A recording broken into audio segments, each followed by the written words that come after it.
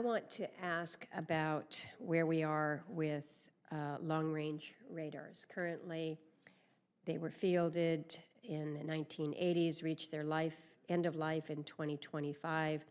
Right now, there's no current program of record to replace the existing long-range radars, making the $3 the only viable option to maintain the required domain awareness for Homeland Security, Homeland Defense there.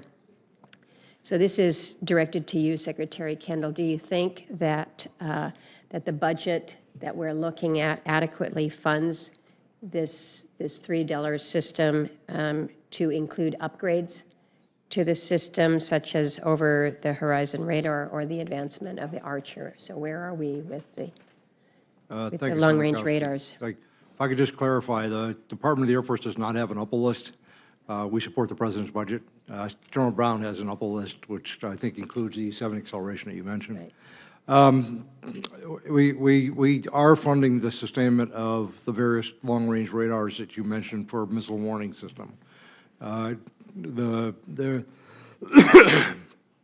of those radars, as you mentioned, are old. We just talked about Parks a moment ago.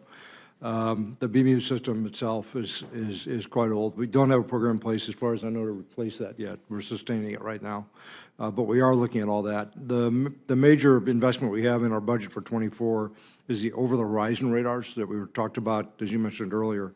Those are focused mostly on airborne threats coming across, particularly the northern approaches. So we are looking at that entire suite of capabilities we have to protect the United States against a variety of threats. One of the things we're focusing on is the C3 battle management and the integration, excuse me, of all those systems together so that we can get the most accurate picture as possible of any threats that emerge. I'd be happy to get with you in a classified study and go through the details of all that, show you what we are investing in and what other things we're considering. Excuse me. I'd appreciate that, and I recognize the value of this integration. I had an opportunity just last week to go out to Sparhoven in the center of Alaska, one of the